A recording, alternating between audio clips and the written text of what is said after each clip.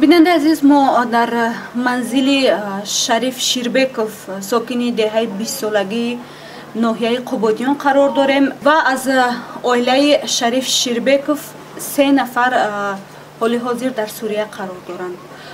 خب پیش از همه میخواستم از شما پرسم که از عائله شما مثلا 3 فرزندتون هست، کیها هستن؟ پسرتون هست یا اینکه کلینتون هست؟ کیها هستن در سوریه؟ بچه ما مسکوانده کار کرده، در کوارتیر زندگی کرده. بچه ازبکستان، نمنگان، اندیجان قطعی نماز خوانده، نماز یاد گرفته. ایسی همین بچه ها و فکر من همین خیلی که بچه ها ما را فریب کرده، اندیجان نمنگان بچه ها فریب کرده برده. بچه ما را فریب کردگی در چکر ازبکا میگه که زهر کردگی، اینمش کردگی، زهر کردگی بچه ما رو ایران بوده، ای مسکو فریب کرده، آلده کرده برده. جهاد بردگی؟ جهاد میریم گفتگی که ما همه این دنیا، همش این دنیا چیه؟ این دنیا حقیقت نداره. رفته همین جهاد با چی کنیم؟ اشتراک کنیم. در سوریه با فکرم اینترنت با پرتافتگی در مسلمان ها جمع میشم، دولت اسلام میشم گفته و ایران فریب کرده برده. همین خیلی احمق شده رفتگی. اینجا در من زنش، بچهش، بچهش ما انتظارم که بچه ما کی میگردن. یعنی شما را 3 پسرتون در جهاد است؟ 3 پسر، یک تاش کلانش را بعد دیومش سونی. پسر کلانیتون چی نام داره؟ دویم پسرتون چی نام داره؟ کلان اسمه چی؟ عمر نام داره. عمر چند سال است؟ وای قریب 30 سال. زن و فرزند داره؟ داره. قطعی برده. زنش، بچهش، پسرش قطعیش برده مسکو. وای 1 سال شد قریب رفته. ثانی بعد 2 ماه 3 ماه پس دادرش رفت. با 3 ماه 4 ماه پس پایانگی دادرش رفت اینجا.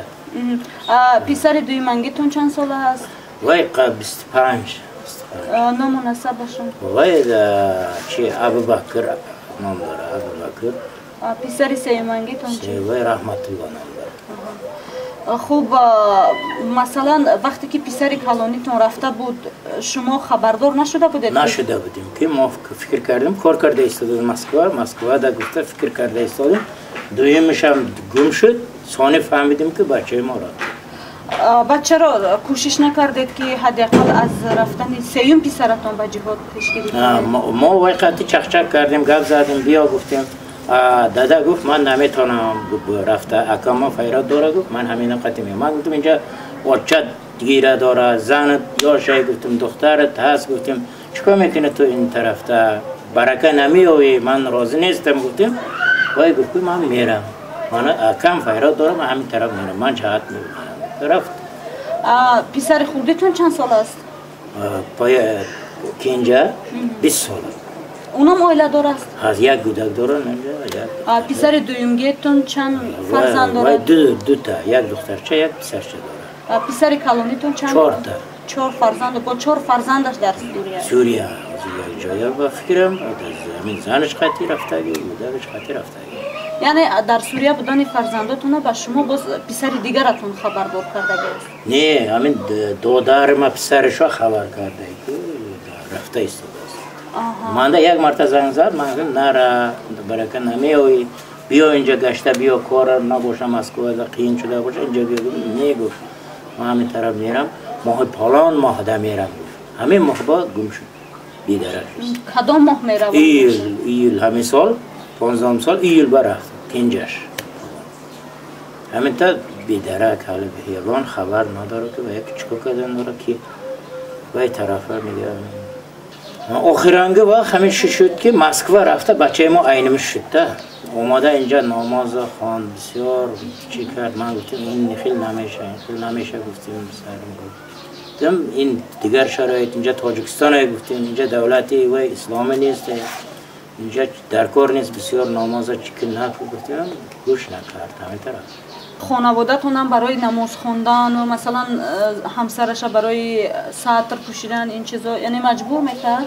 نه اینا مجبور نکردو پرست اینا قرآن یاد گرفتگی و فکر من ایده فکر من قرآن ده همین خیل کدگی کدامی که مسلمان باشه چه رومالا زنکا این خیل بستن در کار مردکا این خیل کردن در کار گفتگی قرآن ده ممکن است من که نمیدانم فکر من همین خیلی که بچه ما قرآن کمکی یاد گرفته سانه زنش به ساتری کرد واچش به ساتری گفت من دا گفت من گفتیم بچه من نمیتونم من قانون میترسم گفتیم قانون سخی گفتیم تاجیکستان دا خیلی نمیشه گفته همین خیلی داشتیم بیلوش ندارم شما را چی میگفت؟ مثلا میگفت ریش ما نه ریش نه پراستی گفته که داده نماز خانه